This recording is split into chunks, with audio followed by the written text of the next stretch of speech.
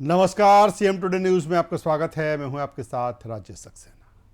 मुख्यमंत्री डॉक्टर मोहन यादव इंदौर दौरे के दौरान पेट्रोल और डीजल की बचत को लेकर नई पहल करते नजर आए।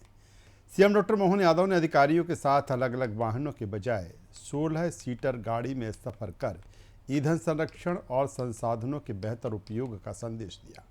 मुख्यमंत्री की इस पहल को पर्यावरण संरक्षण और सादगी से जोड़कर देखा जा रहा है। उन्होंने ये भी संदेश दिया कि छोटे छोटे प्रयासों से बड़े स्तर पर ईंधन की बचत की जा सकती है। सीएम की इस पहल की प्रशासनिक और सामाजिक स्तर पर सराहना हो रही है।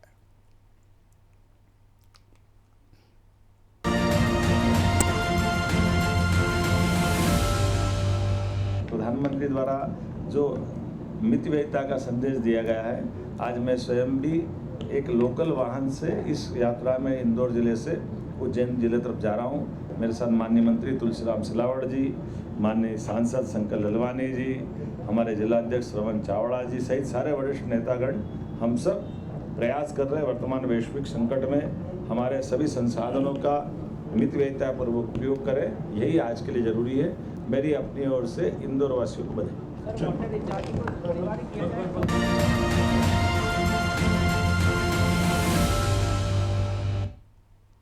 मुख्यमंत्री डॉक्टर मोहन यादव ने कहा है कि मध्य प्रदेश सरकार ने देश भर में किसानों से सर्वाधिक गेहूं उपार्जन कर नया रिकॉर्ड स्थापित किया है। उन्होंने बताया कि प्रदेश ने पिछली उपलब्धियों को पीछे छोड़ते हुए गेहूं खरीदी में नया कीर्तिमान बनाया है। मुख्यमंत्री ने विशेष रूप से इस बात पर संतोष जताया कि पहली बार लघु और सीमांत किसानों को प्राथमिकता देते हुए श्रेणीबद्ध तरीके से खरीदी की गई, जिससे छोटे किसानों को सबसे पहले लाभ मिला। सरकार किसानों के हितों को सर्वोच्च प्राथमिकता देते हुए लगातार कल्याणकारी योजनाएं लागू कर रही है। उन्होंने कहा कि आने वाले समय में बिजली, सिंचाई और अन्य किसान हितैषी योजनाओं के माध्यम से किसानों को और अधिक सुविधाएं दी जाएंगी। ये उपलब्धि प्रदेश के कृषि विकास और किसानों के विश्वास का प्रतीक मानी जा रही है।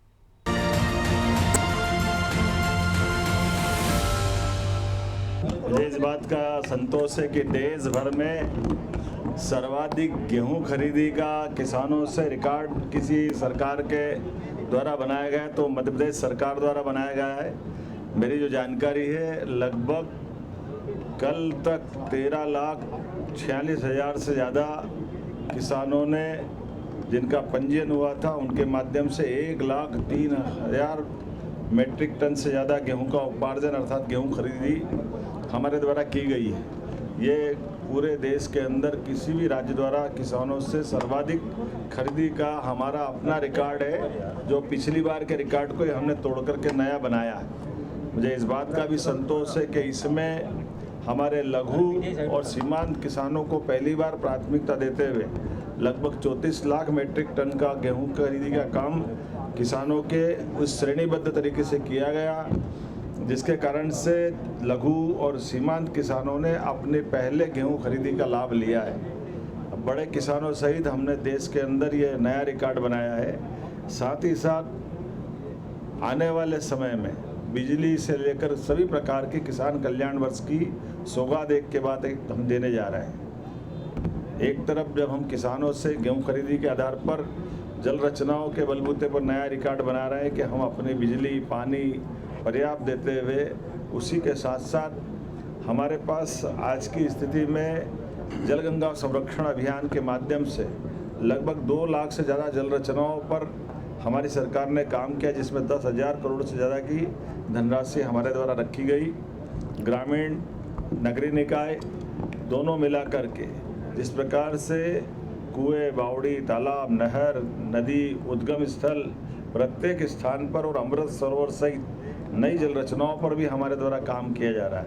मुझे इस बात का संतोष है कि लगातार जल संरक्षण के इन कामों के आधार पर देश के अंदर सर्वाधिक जहाँ ज़्यादा काम हुए उन राज्यों में से मध्य प्रदेश हमारा नंबर 1 पे है।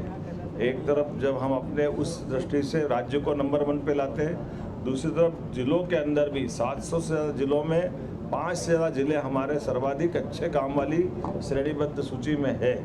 मेरी अपनी ओर से जल का जो महत्व है और जिस प्रकार से पर्यावरण में इसकी घटनाओं के आधार पर हम सब एहसास कर रहे हैं। ऐसे में जल संरक्षण के कामों को यशस्वी प्रधानमंत्री के नेतृत्व में और महत्व देने की आवश्यकता है। इसीलिए जलगंगा संरक्षण अभियान के दिन एक साथ प्रदेश भर में गंगा दशमी के दिन सामूहिक कार्यक्रम किया गया, जिसमें 8 लाख से ज़्यादा हमारे कार्यकर्ताओं सहित जल दूतों ने काम किया है। एक तरफ हमने सामूहिक कार्यक्रम को भी बढ़ावा दिया और क्रमशः रोजाना अलग अलग काम चल रहा है। इससे कामों में आज मैं सांवेर विधानसभा के इंदौर जिले के अंदर एक बावड़ी के इस प्रकार के काम में शामिल होने जा रहा हूँ। मैं उम्मीद करूँगा कि जल संरक्षण के ये काम इसी प्रकार से चलते रहे, क्योंकि हम सब जानते हैं कि जल दोहन के कारण से भूगर्भ भंडारण में जो कमी आई है इसकी कीमत सब चुका रहे हैं। हमारे लिए तो मालवा के लिए तो अन्यथा कहा जाता था मालव धरती गहन गंभीर, पग पग रोटी डग डग नीर। ऐसे मालवा में जल रचनाओं के आधार पर जो भूगर्भ भंडारण की कमी आई है ये चुनौती भी है, लेकिन हम सब मिलकर के नदी और अन्य प्रकार के स्रोतों से पानी की पर्याप्त उपलब्धता कराते हुए जल रचनाओं को बचाएंगे और सिंचाई का रकबा भी बढ़ाएंगे। मेरे अपनी ओर से बधाई। इसी के साथ साथ प्रधानमंत्री द्वारा जो मितव्ययिता का संदेश दिया गया है, आज मैं स्वयं भी एक लोकल वाहन से इस यात्रा में इंदौर जिले से उज्जैन जिले तरफ जा रहा हूँ। मेरे साथ माननीय मंत्री तुलसीराम सिलावट जी, माननीय सांसद शंकर ललवानी जी, हमारे जिलाध्यक्ष श्रवण चावड़ा जी सहित सारे वरिष्ठ नेतागण हम सब प्रयास कर रहे हैं वर्तमान वैश्विक संकट में हमारे सभी संसाधनों का मितव्ययितापूर्वक उपयोग करें। यही आज के लिए जरूरी है। मेरी अपनी ओर से इंदौर वासियों को बधाई।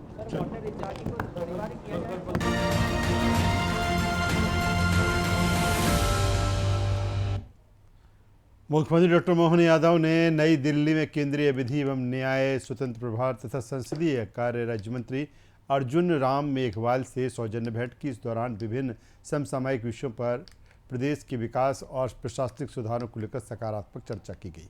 मुलाकात में केंद्र और राज्य सरकार के बीच बेहतर समन्वय तथा जनहित से जुड़े मुद्दों पर भी विचार विमर्श किया गया। सीएम डॉक्टर मोहन यादव ने मध्य प्रदेश में चल रहे विकास कार्यों और सुशासन से जुड़े प्रयासों की जानकारी साझा की। ये भेंट सहयोग, संवाद और विकास को नई गति देने की दिशा में महत्वपूर्ण मानी जा रही है। मध्य प्रदेश में सुशासन को नई दिशा देते हुए साइबर तहसील 2.0 डिजिटल प्रशासन की मजबूत पहचान बनकर उभरा है। पारदर्शी और तकनीक आधारित इस व्यवस्था के जरिए अब तक 5,60,000 से अधिक ऑनलाइन नामांतरण प्रकरणों का सफलतापूर्वक निराकरण किया जा चुका है। इससे आम नागरिकों को तहसीलों के चक्कर लगाने से राहत मिली है और समय के साथ प्रक्रिया में पारदर्शिता भी बढ़ी है। सरकार का उद्देश्य राजस्व सेवाओं को सरल, तेज और भ्रष्टाचार मुक्त बनाना है। साइबर तहसील 2.0 प्रदेश में डिजिटल गवर्नेंस और जन सेवा का नया मॉडल बनकर सामने आ रहा है।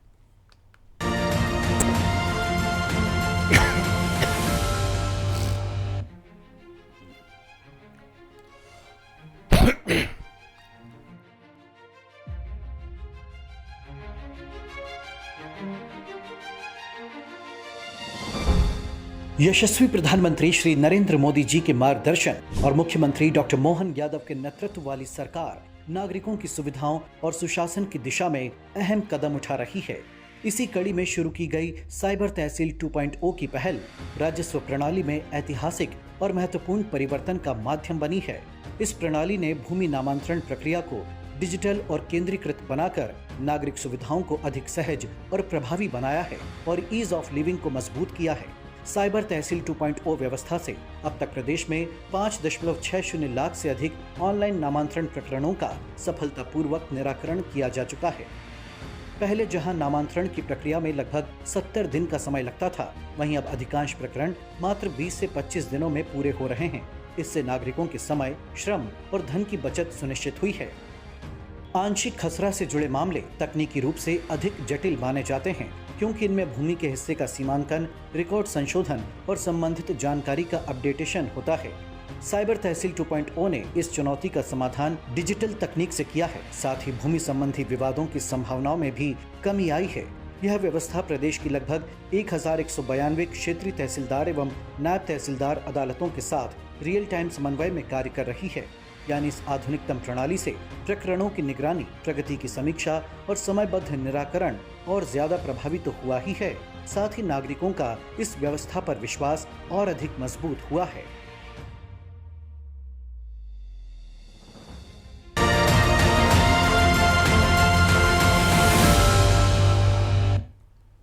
मध्य प्रदेश दुग्ध उत्पादन और डेयरी विकास के क्षेत्र में तेजी से आगे बढ़ते हुए मिल्क कैपिटल बनने की दिशा में अग्रसर है।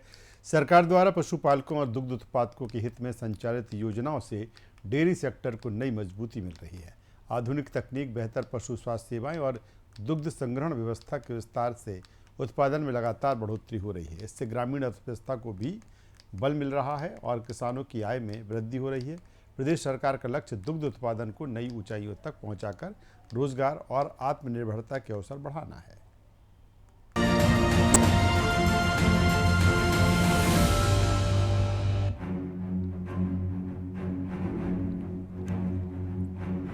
हमारे किसानों की आय बढ़ाने के लिए दूध उत्पादन से भी उनको जोड़ रहे हैं। दूध उत्पादन में मध्य प्रदेश देश में तीसरे नंबर पे है। हम चाहेंगे 2028 तक मध्य प्रदेश देश की दूध की राजधानी बन जाए, नंबर 1 पे जाए।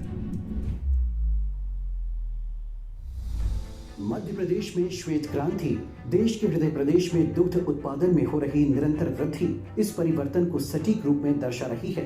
नीतियों की स्पष्टता, सहकारिता की ताकत और किसानों के विश्वास का परिणाम।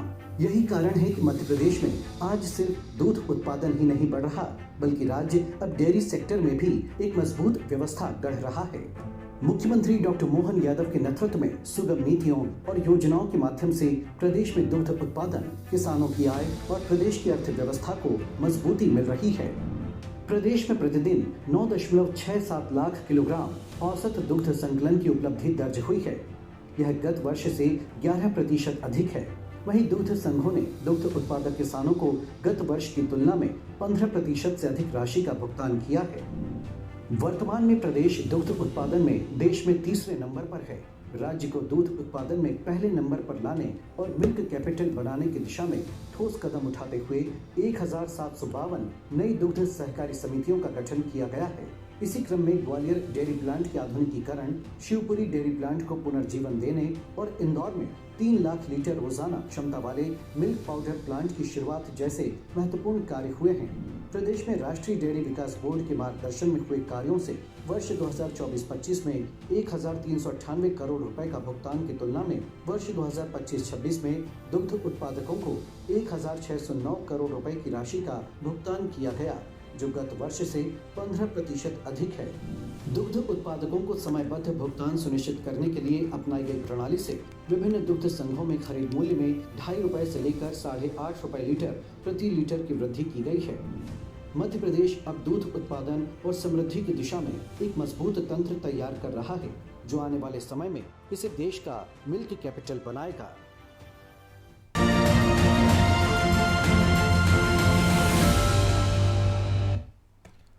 मध्य प्रदेश में चलाए जा रहे जल गंगा संवर्धन अभियान के तहत जल संरक्षण और जल स्रोतों के पुनर्जीवन की दिशा में व्यापक स्तर पर कार्य किए जा रहे हैं। अभियान के माध्यम से कुएं, बावड़ी, तालाब, नदियों और अन्य जल संरचनाओं की साफ सफाई, गहरीकरण और संरक्षण कार्य निरंतर जारी है। जन भागीदारी के जरिए जल बचाने और भविष्य के लिए जल संसाधनों को सुरक्षित रखने का संदेश भी दिया जा रहा है। सरकार का उद्देश्य जल संकट को कम करना और ग्रामीण व शहरी क्षेत्रों में जल उपलब्धता को मजबूत बनाना है। इस अभियान से जल संरचनाओं को नया जीवन मिल रहा है और पर्यावरण संरक्षण को भी बढ़ावा मिल रहा है।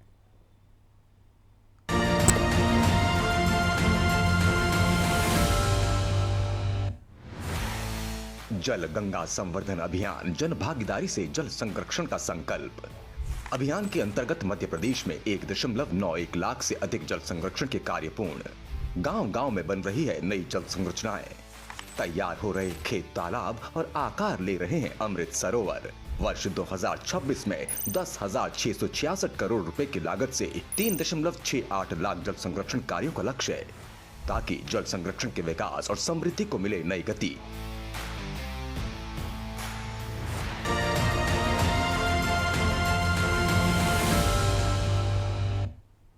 मध्य प्रदेश आज आस्था, संस्कृति और प्रगति के अद्भुत संगम के रूप में नई पहचान बना रहा है। अपनी समृद्ध विरासत, ऐतिहासिक धरोहरों और सांस्कृतिक परंपराओं को सहेजते हुए प्रदेश विकास की नई ऊंचाइयों की ओर अग्रसर है। धार्मिक स्थलों के संरक्षण, पर्यटन विकास, आधुनिक अधोसंरचना और जन कल्याणकारी योजनाओं के माध्यम से सरकार प्रदेश को आत्मनिर्भर और समृद्ध बनाने के लिए लगातार कार्य कर रही है।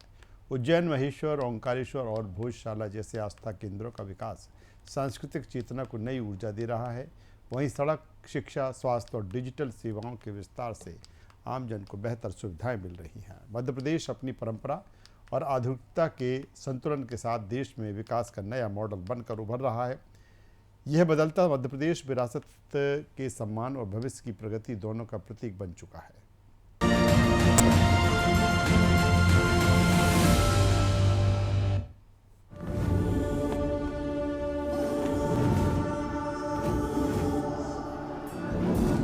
प्रत्येक स्थान में जहाँ जहाँ गोपाल कृष्ण की लीलाएं हुई है, प्रत्येक स्थान को तीर्थ बनाएंगे। हमारी सरकार के माध्यम से तीर्थ बनाएंगे हर स्थान को। गौरवशाली ऐसे पृष्ठों को समाज के सामने लाने की आवश्यकता है। इसलिए हमारी सरकार विरासत से विकास की ओर बढ़ रही है। प्रदेश की सांस्कृतिक और आध्यात्मिक विरासत को संजोते हुए मुख्यमंत्री डॉक्टर मोहन यादव के नेतृत्व में मध्य प्रदेश एक नई पहचान गढ़ रहा है। उज्जैन, ओंकारेश्वर और चित्रकूट की ऐतिहासिक धरोहरों को देश दुनिया में एक विशेष पहचान मिल रही है। भगवान श्री कृष्ण की लीलाओं से जुड़े पावन स्थलों को जोड़ते हुए श्री कृष्ण पाथवे का निर्माण किया जा रहा है। सांदीपनी आश्रम से लेकर अमझेरा तक आस्था का यह पथ श्रद्धा को नई दिशा देगा। इसी क्रम में आगे बढ़ते हुए विक्रमोत्सव के अवसर पर विश्व की पहली विक्रमादित्य वैदिक घड़ी के शुभारंभ के साथ भारतीय काल गणना की समृद्ध परंपरा से पूरी दुनिया को परिचित कराया गया। आस्था और परंपरा को जोड़ते हुए प्रदेश में 1450 किलोमीटर लंबे श्री राम वनगमन पथ का निर्माण आस्था और इतिहास को जोड़ने की दिशा में ऐतिहासिक पहल की जा रही है। इसके साथ ही हर नगरीय निकाय में गीता भवन का निर्माण प्रदेश को आध्यात्मिक चेतना से जोड़ रहा है। विरासत, आस्था और संस्कृति के संगम से मध्य प्रदेश बढ़ रहा है एक सशक्त, समृद्ध और सांस्कृतिक रूप से जागरूक भविष्य की ओर।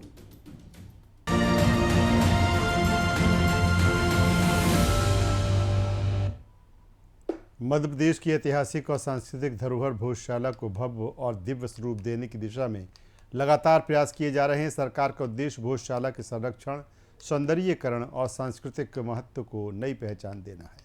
इससे प्रदेश की सांस्कृतिक चेतना को विस्तार मिलेगा और ऐतिहासिक विरासत के प्रति लोगों में जागरूकता बढ़ेगी। भोजशाला भारतीय संस्कृति, आस्था और इतिहास का महत्वपूर्ण केंद्र रही है। इसके विकास से पर्यटन को भी बढ़ावा मिलेगा तथा देश विदेश से आने वाले श्रद्धालुओं और पर्यटकों को बेहतर सुविधाएं उपलब्ध होगी। ये पहल सांस्कृतिक गौरव को सशक्त करने की दिशा में अहम कदम है।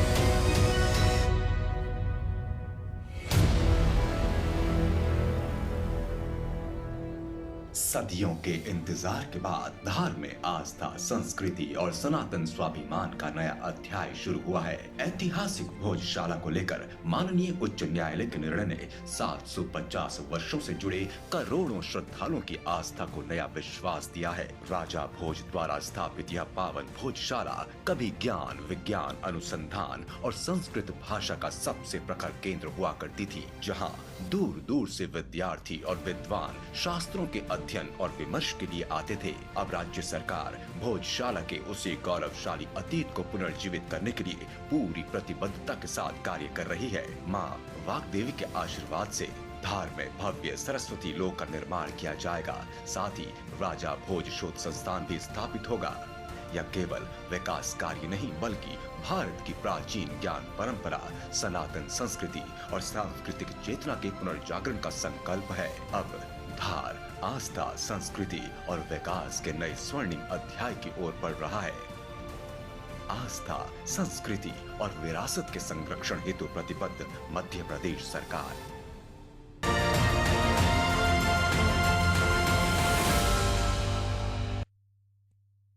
प्रदेश सरकार किसानों के हितों की सुरक्षा और उनके आर्थिक सशक्तिकरण के लिए लगातार महत्वपूर्ण फैसले ले रही है। कृषक कल्याण के प्रति अपनी प्रतिबद्धता को आगे बढ़ाते हुए सरकार ने ग्रामीण क्षेत्रों की कृषि भूमि के भू अर्जन पर किसानों को बाजार दर का 4 गुना मुआवजा देने का निर्णय लिया है। इस फैसले से किसानों को उनकी ज़मीन का उचित मूल्य मिल सकेगा और विकास परियोजनाओं के दौरान उनके हित सुरक्षित रहेंगे।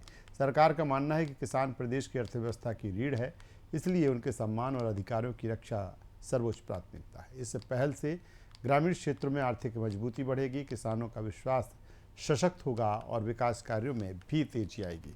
प्रदेश सरकार किसानों की समृद्धि और खुशहाली के लिए निरंतर जनहितकारी योजनाएं लागू कर रही है।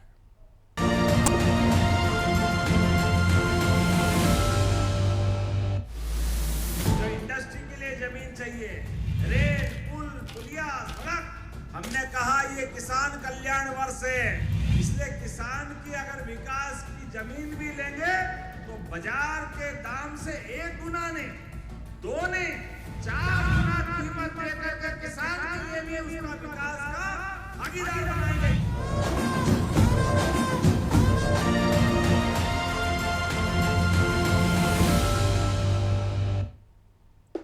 फिलहाल सीएम टुडे न्यूज़ में आज बस इतना ही। देखते रहिए न्यूज़ वर्ल्ड। नमस्कार।